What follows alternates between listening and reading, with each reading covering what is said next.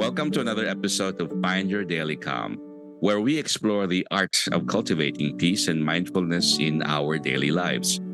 I'm your host, Sel, and today I am thrilled to be joined by a very special guest, Scott Allen. Scott is not only an accomplished author and motivational speaker, but also an avid practitioner of meditation, living in Japan, which is fascinating for me. Just a short distance from the serene Sojenji Temple. I hope I pronounced that right. Scott has woven meditation and mindfulness deeply into his life and work. Today, he is here to share how these practices have shaped his journey and how we can all bring a bit of this or his tranquility into our own routines. Scott, welcome to the show. Well, it's great to be here. Thanks for having me on the show. The recording that you shared with us a few weeks ago, the name of the recording or the title of the podcast episode that the Scott shared with us is Empowering Gratitude. You may look for that about 2 weeks back. And I assure you, it'll give you practical tips on finding tranquility through gratitude. Could you share a bit about what inspired you to start writing and eventually to publish your own work? Sure thing. So my journey goes back a few years when I think for self-help, so the books that I publish are all in self-help, personal development, are designed to, of course, teach people how to become the best versions of themselves. Yeah. And I started writing these kinds of books because I've read a lot of them. I've done a lot of studying.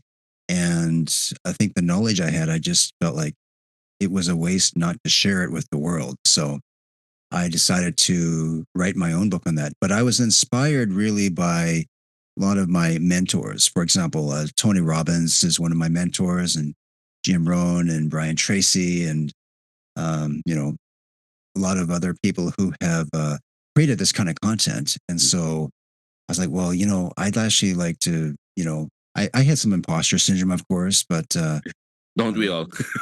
yeah, we do. Yeah. I was like, I'm just going to go for this. So anyway, about 15 years ago, I sat down and just started to outline my book. And then I started to write it. And I just, for probably 3 or 4 years, I just created a lot of content.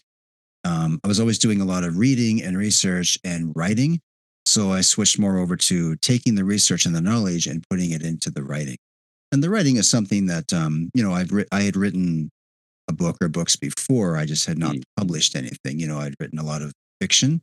But when it came to writing anything that had to do with psychology or meditation, for example, or teaching people how to, overcome obstacles and all those things, I was just probably just held back by, the question is, am I good enough to do this? And it turns out that the more I practiced that craft, the better at it I got. So we could probably say that with anything, really.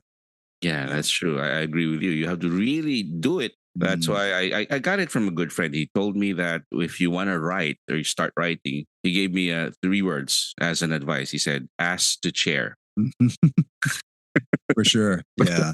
Simplistic, but I think it'll work. And, if you have those fears and challenges, I think you have to do it like Scott did it. Now, what have been some of the biggest challenges, Scott, you have faced in your career, your writing career, and how you managed to overcome them? But one of the challenges that I overcame is it wasn't a lack of ideas. It was probably when it comes to publishing, like writing and publishing the books were relatively easy for me. I think it had to do with, selling the books and who's going to want to read these books and marketing it. And that's probably a lot of that really just came down to skill set, right? So that could be, and that's still something I learned to this day is, how to lean harder into it. And marketing, by the way, is really just putting yourself out there and getting a visibility and attention to your brand and your message.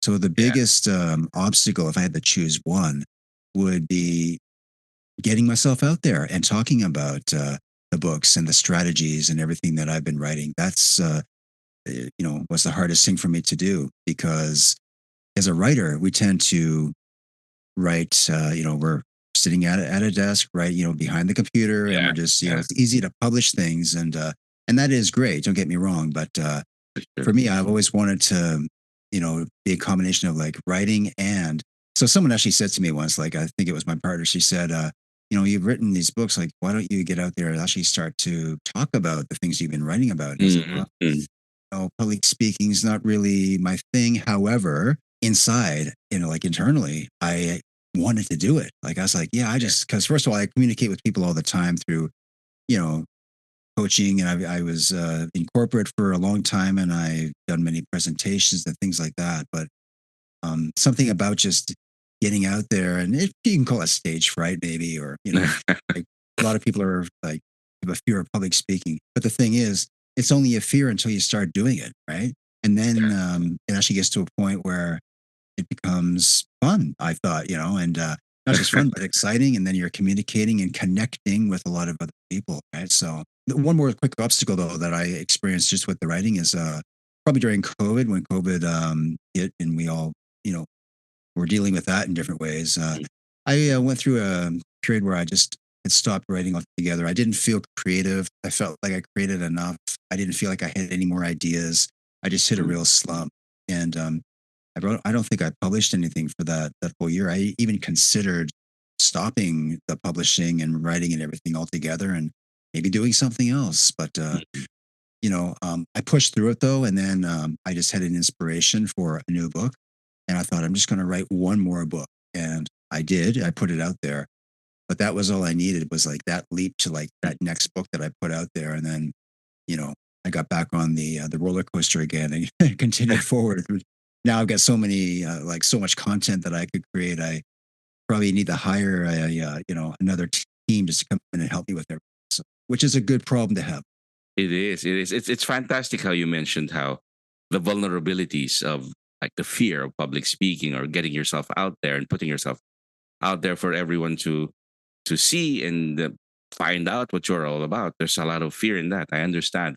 But you Mhm. also mentioned that once you get to do it, there's fun Mhm. in actually doing it, and you actually confirm that it's really not something that'll kill you. Mhm. And in your story, you mentioned that there was a slump, and it took just one work that you put out as an impetus for the next, which is, I can see it's like a waterfall of creativity on your part. And speaking of that, vulnerability and then doing it, and then the gap where you have a slump, those are processes that writers and artists or content creators go through.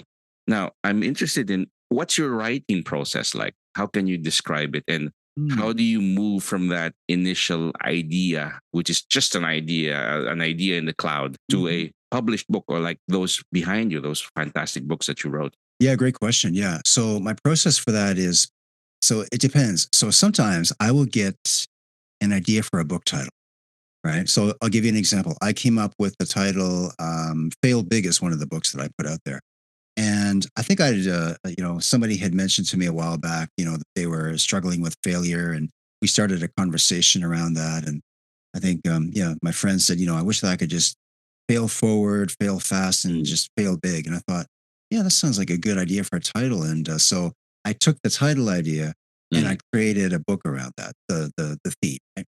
So anyway, but my process for this is like when I get an idea for a book, I'll start with creating a mind map for it. So up on my wall, I've got a bunch of sticky notes, and Yeah. I'll just write all my ideas down. I think that's the important thing is to get all the ideas out of your head on paper, put everything on, whether you use sticky notes or cue cards or something, it doesn't matter. But I'll go from there to making an outline for the book. Mm.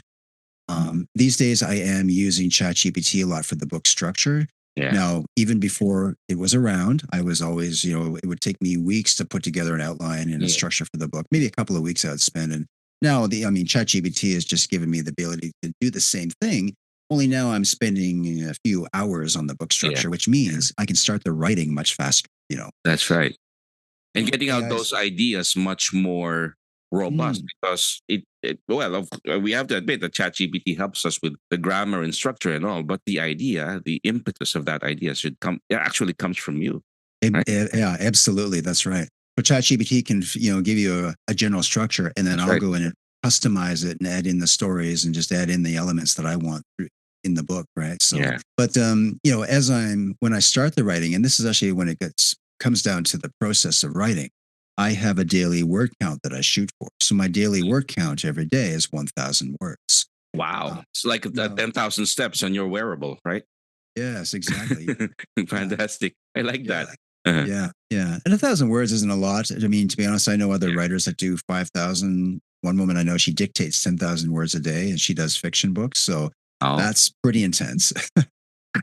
But I figured, like even back when I started the writing, like way back, like 15 years ago, and I started putting these ideas together, I realized, well, I'm going to get this done within, and I wanted to write my book within a year. If I were to do, I think it was like 500 words a day or something. So I would just like show up every day, do put in my words early in the morning before the family got up or throughout the day. At the end of the day, all that mattered is that I could just check it off that it was done. So if I was doing 1,000 words a day and I did it for 30 days, and then that adds up to 30,000 words, and then you have a rough draft after 45 to 60,000 words. So it's really just a numbers game. Now, I yeah. also have to know, you have to know what you're creating before you show up. Otherwise, you could just be staring at a blank screen for a very long time. So, Yeah. yeah. So, the night before, I just go, okay, well, tomorrow I'm going to write like chapter 12. I would just write it on a sticky note. And then the next day I knew exactly what I was going to be writing. I would actually, so what I'll do is before I start writing, and I don't always do it on the computer, I might actually write in the journal first and then just come over later and just copy it over into the computer and drop it into Google Docs or something like that. But what I'll do is I'll spend 10 minutes of quiet time. Uh, we'll call it meditation, but that's There actually you what I'm go. doing is Yeah. Yeah. yeah, I'm meditating on the topic, and I'm thinking about like I'll actually close my eyes and just visualize myself writing, which is very powerful. And then I'll actually start to think about the topic and have a conversation in my mind. So there's different forms of meditation for me. There's the traditional meditation that we do when we go to Sogenji every Sunday is like Mm. they like clear your mind, and we sit there for like an hour to Yeah. 2 hours just doing that meditation. I also do creative meditation or creative visualization where I'm actually visualizing the future that I want, and that's a form of meditation as well. But for the writing though, I'll just spend a 10 or 15 minutes maybe just getting comfortable and then start the creative process. I think that's an important, you know, piece of the process for me is just to spend that bit of quiet time. The quiet time. I find that interesting and fascinating because friends, you're listening to Scott right now. We realize that yes, there's the inspiration that we ought to have and ought to always find or seek for, but there's discipline on his part where I think many writers fall short. Fine, you have the passion, you have the idea, you have the inspiration, but without the discipline of like writing 1,000 words a day, should get you to start and not just have ideas in the cloud where you just talk about it in an empty sense, which is I find fantastic. And I feel that your discipline comes from the meditation that you practice, which is something that a lot of writers should learn from. Now, of all the books that you've written, Scott, do you have a favorite? Oh, I think I do. Yeah. So if I had to pick a favorite, it's a hard question actually, but I'm going to go with Relaunch Your Life. Relaunch your life. Yeah. Yeah. So Relaunch Your Life is a book that I've written. It's probably been out for about 5 or 6 years. There you go. And it's really the reason I wrote the book, just quickly, is because the book deals with things like self sabotage and how to, Mm, destroy the cycle of self defeat, which, self defeating behavior, how to mm, overcome that. yeah. Because that has always been an obstacle for me, just dealing with, in my past, like dealing with like addictions or, Mm, we'll call them bad habits. And bad habits is anything that pulls you away from your goals. And I always had these, like, I would get to a certain point, like working on something, and then I would give up, or I would get distracted and go do something else, or I would self sabotage the project and then start a new one. So behavior change is really important. Not to get off topic, but because if you can change your behavior, yeah. you can, well, yes, you can become more creative. You'll become a lot more calm Mm, because some of the behaviors that I had were just a little bit like living in chaos all the time and confusion. A lot of that comes from, I think, not a dysfunctional mind, but we have to be able to not just control your thoughts, but recognize that we have all these thoughts every day, and not all of them are conducive to our well-being. So, relaunch your life is really just about reinventing your life or really reinventing your day, just every day making that Yeah. decision that, today is going to be better than yesterday. And every day I'm just going to keep building, towards a better future. No matter how old you are, no matter where Yeah. you're at, you can have that mindset. That's true. I agree. I just a couple of days ago, I heard again what Pooh says about today. He says, Pooh said that today is my favorite day, which is demonstrates the fact that every day should be an opportunity for us to get better. And friends, Mm, the book Relaunch Your Life, Scott just mentioned it. Go look for it because I am also going to read that. Reinventing ourselves is important on mhm. a daily basis. Yeah. What advice? There are plenty here, Scott, that are also like you or what like you were before, wanting to start writing Mhm. practice and they want to write the book. What advice would you give to them? Yeah, so I think first of all, you have to be clear on what it is that you want to accomplish. So whether it's writing a book or doing something else, just clarity is the key. But you don't have to know every step of the journey. You just have to be able to, as we know, like, every journey begins with the first step. Well, that's actually very true because what stops a lot of people from there are two things that stops people from achieving the goal. Let's use writing a book as an example. First of all, they never actually start writing. And the second thing is they don't finish the book, right? Because somewhere along the way, and this happens like I work with a lot of authors, and this happens to everybody at least once when they're writing a book, is like at some point they stop the writing, even for a short time. It might be a week, it might be 2 weeks, it might be 2 months, and sometimes it was like years.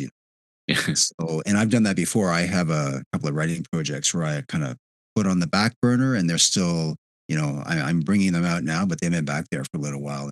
There's something about leaving things unfinished that really eats away at us, like it eats away at me anyway. And I have to Like finish unfinished business. Yeah. unfinished business. Yeah. Exactly. So that's the thing is, yeah, but I like to break it down into small steps, right? So that's why my practice is like, if you know what you're going to write about and you show up every day and you put in now I said 1,000 words a day, maybe someone's doing 300 or 500, but Yeah. it doesn't really matter what the word count is. It just matters if you're showing up and getting it done Correct. because not just for productivity, but you're going to be building trust with yourself that you're working on this thing and you're moving forward because progress is the name of the game, right? If you're showing up every day and working on this thing, you're making progress and building momentum. Scott, you mentioned that daily meditation is a critical part of your routine. Mhm. I'm imagining how you're meditating with the monks at Sogenji Temple. Uh, that's part of your routine, especially near the Sogenji Temple in Japan. How has this practice influenced your writing and motivational speaking? And what Mhm. can our listeners learn from your experience? Yeah. So, what scared me about meditation to begin with Mm. was being alone with my own mind. I think that probably Yeah. scares most people, right? And I Yeah. was like, but actually, once you make it a daily practice, it's a game changer. So, first of all, I think a lot of creatives, especially like, tend to burn out because we think it's all about productivity, right? So, Mm. we get into our computers, we get working, we get doing a bunch of things. And then That's true. after that, we go and, maybe take a break or take a walk or have lunch and come back. And then we're at it again and again. You Yeah. can burn out that way. But I found like my ideas, my creativity, my ideas actually come from a couple of things. First of all, yes, meditation, absolutely. Because when I actually sit down and I start to, get relaxed and I focus on my breathing and I get into the moment, I don't really struggle with, like, I don't stop my thoughts from coming in. I actually start to have ideas when I'm in the meditation process. Mm. And some of my meditations go really deep if you stick with it long enough and you can put in like, 30, 45 minutes, an hour. I start to actually have some lucid dreaming starts to happen. And that's really Wow. puts Yeah. you in a different plane altogether. And That's I true. don't even know the process for getting into that. It's just and it doesn't It happen every happens. Yeah. time. Right. Yeah. But when it happens, I realize and honestly, sometimes I've probably fallen asleep during meditation, but sometimes I can't tell the difference between whether I'm having a lucid dream or a meditation, but there's a difference. Like, so that's something maybe we can, touch on more. I'd have to explore it more because Yeah. it's just Yeah. one of those things where it's almost a mystery. Like I'm having a dream, but it feels like I'm actually in it, like it's happening, but I'm not asleep. Like if that Mm, makes sense. It's like an awakened dream. It's like a dream while you're awake, you know? that's right. That's what psychologists mentioned about also changing your life through lucid dreaming. There's such a process for doing that. And you mentioned just a while back, just a few seconds ago or a minute ago, an intriguing title, which is could be an intriguing title for a book, "Alone with Your Own Mind." I love that. Mm, I I like it. Yeah. Yeah, it's you mentioned it, Scott. So it's something that most of our listeners, from feedback that we get from letters that they send us, Mm, they're always that's the bedrock of why they are listening to the podcast. Your motivational talks, the reads, the books that you publish. That's why they read it, and that's why they listen to the podcast, because they're most of the time alone with their own minds, which is a double edged sword. It could mhm. be great, but Yeah. it could be something that's overstepping the boundaries of calm, which does not become calm anymore. Yeah. And friends, you can hear how Scott delivers his messages, his sentences with such tranquility. Somebody mentioned that Scott Allen, when he shared his audios, Mm. very zen about it. And I said that's a right word because he lives in Japan and he lives near Sogenji Temple. Living in Japan, let's go to that, and regularly meditating at that temple in Sogenji Mm. must offer unique perspectives and insights. Could you share how these experiences have shaped your approach to personal development and how our listeners can incorporate elements of these practices in their pursuit of calm? So the first thing is, yeah. So Sogenji Temple is, if you check it on the internet, you can probably find I pictures did. of. Beautiful. Yeah. So that's the thing is like, it's not just the time when you're actually meditating inside. It's the whole experience of, we drive there. It's like 10, 15 minutes from here, park the car. But then when you're walking through, you got this big gate you walk through, and the nature is just amazing. Like that's a big part of the inspiration is like Yeah. you got these trees that are just I mean, some of them are like they've got to be 100 feet tall, right? So Mm. first of all, it's like a 10-minute walk uh down this path towards the temple. You're kind of going up a bit, and then you walk inside, and you walk in, and everybody's got it's a big room, very dark, and we sit down on the cushions, and everybody gets ready, and then the monks begin the chant, which they do for about 5 minutes. I still have a hard time remembering the chant, but I'm still working at it, right? But the thing is, like, it's just a very like very calm atmosphere, which as it should be, right? And but you feel like there's an energy that is there because everybody else is there, you know, meditating as well, and of course, you're with the monks, which is very peaceful and very powerful. I Yeah. call it powerful, but there's something just very you can feel the energy. That's what I really Yeah. love about it. I think that's an appropriate word. Powerful. Yeah. Yeah, yeah. Now, share a quick story. Last month we went to Kyoto, and I went to one of the most famous temples there actually for Mm. meditation, and we spent the morning there. Right, we probably spent 3 hours in a meditation, and which is a little bit longer. Like it's Mm. if you're sitting down for that long, cross-legged, it can be a little bit challenging after an hour, That's true. right? So yeah. But they would give us breaks like after every hour. But the great thing about it is like the monks that were there, one of them was he's really well known for meditation, and so he actually he spent some time with us after the meditation, and the meditation was great, by the way. And then what they did is like it was for beginners, but even though I mean, I don't know, I think we're all beginners at something, and I'm always a beginner every day when I start the day. So, Mhm. but they were teaching us about how to meditate, and I thought that was actually, really good reminder of like why we're doing this and why it's important. It's all in Japanese too, so you really got the full experience, right? Anyway, after the meditation, he took us. It's just me and my partner. He took us around the back of the temple. He was going to show you something. He took us like through this little forest, towards I don't know, about 50 meters into the woods. I'm Mm. like, oh, it's kind of weird. What's he going to show us? We get to the back, and there's this little tea house, right? And Mm. he goes, this tea house, he goes, is like hundreds of years old, right? And it really Wow. was like it was. You couldn't even go inside, but it was like this tiny little house, and it had this little door that was literally like 3 feet high, right? Mm. And he said, this tea house, he said, was used by the samurai 500 years ago.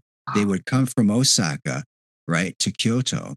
where they would come to this place, to this tea house. And by the way, the grounds for this temple were huge. Like you could spend the whole day just walking around it, Wow. right? So he says, you know, this tea house is where like they would put their swords here because you can't enter with your sword. Yeah. He goes, they would put them right here and they have to crawl through into this tea house. And we can actually look through the window and there's just like this, small room is like maybe 10 Mm. by 10 and like with the tatami floors. Yeah. But he goes, this is where they would come to meditate and drink tea so that they could become like actually calm and peaceful during war, right? That didn't Mm. make sense to me. I think it's right.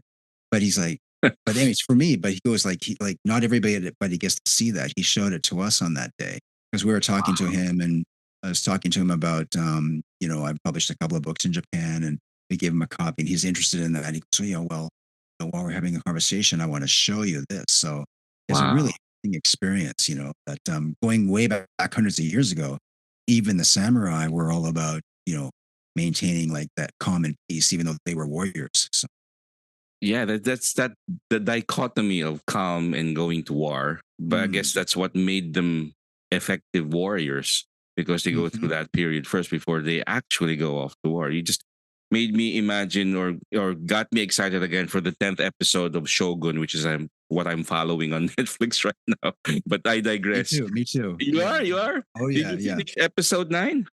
I did yesterday. Yes. Oh, yeah, me too. Yeah. Yeah. My only regret is I should have just waited for the whole thing to finish. Now I'm Hmm. always anxious for it every week for a new episode. Oh, for So sure. Scott, your parting shot. I know the time flies Hmm. when we're having an interesting conversation. Maybe we can do this again, but please, Sure. your parting shot.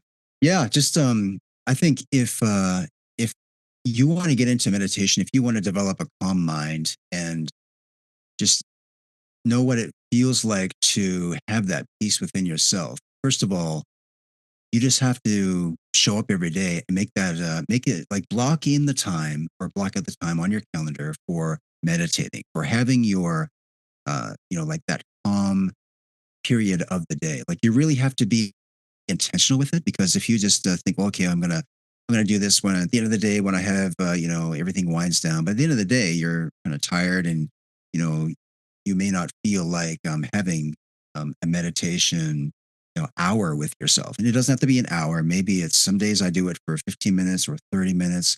I try to go for an hour. I sometimes listen to music, but you don't need that to get into the mood, right? Mhm. You just have to make it a daily habit because the thing is that like with anything when I would practice it whenever I felt like it, I never really did it. But when I started to do it consistently over time, I started to see the benefits. Like, yes, it will make you more calm. And just to summarize what that is for me, like I can be in the middle of chaos. You can put me in the middle of I don't know, a meeting where people are screaming at each other and just Mm. losing their minds, and I'll be the most calm person in the room. I could even have people yelling at me, maybe, and I won't react to it, right? I could, and we do, and that tends to be when someone's in your face, you want to kind of, But the thing is, Yeah, like, if you're practicing that calmness and you're aware of it, right? You're aware that you have a choice whether or not you want to react or just maintain your calm state. It kind of throws people off because it's like, what's wrong with this guy? He's like, we're all upset, and he's just kind of sitting there, like, not really reacting. And I'm like, well, what would you like me to say? So I just like to maintain that level of calmness. Like, it really is a practice, right? But you can get there by meditating because you realize during meditation, that's when you're actually, you're starting to breathing in and breathing. By the way, like that to me, that's the root of everything. that's You right. know, because for me, first of all, air is one of the things that it's a necessity. So you appreciate the fact that you're bringing air into your body and exhaling, right? And Yeah, it's just one of those things that coming back to the gratitude, air is one of the things I feel like immense gratitude for, as well as water and these the very basics of. So yeah. yeah. But to wrap this up, though, just if anyone's looking to develop a calm mind, certainly reading material on it. One of the books I have actually is called The Undefeated Mind. It's a book I'm currently reading. The So undefeated mind. Yeah. Mhm. yeah, love it. Yeah. So just reading material on it, but then practicing, like developing the practice of meditation and focusing on your breathing. And by the way, you can meditate. Like, you don't have to be sitting on a cushion and meditating for that to be the only time that you're. Mm. I meditate on buses and trains, and what I mean by that is I'm focusing on the moment and I'm just focusing on my breathing. And when you Yeah. do that, things start to slow down around you. I can actually, it almost feels like time is slowing down when you, Yeah. it's like the energy is like the energy is not vibrating like this. It's actually slowing down. Yeah. And you almost feel like you're controlling the moment. It's very powerful. So, That's a fantastic imagery, and I know what you mean, Scott. Dear friends, please keep listening to that. If you want to rewind what Scott just said, keep doing it because it really happens. That's mindfulness. And as Scott mentions it, the way he says it, calm is really the cradle of power. That's where it starts. Thank you, Scott, for joining us today and for sharing such profound insights on integrating mindfulness and meditation into everyday life. Every day is a project for all of us. It's been enlightening to learn about your practices and how they can help maintain a calm and focused spirit. To our listeners, we hope today's episode inspires you to explore meditation and mindfulness further. Perhaps even finding your own daily calm, which Scott does every day on buses, on trains, on the queues. Don't forget to check out Scott's work on his Amazon storefront, which we will put also on the episode's show notes, and at Scott Allan Publishing for more wisdom. Until next time, keep seeking peace and stay calm. Thank you for tuning in to Find Your Daily Calm.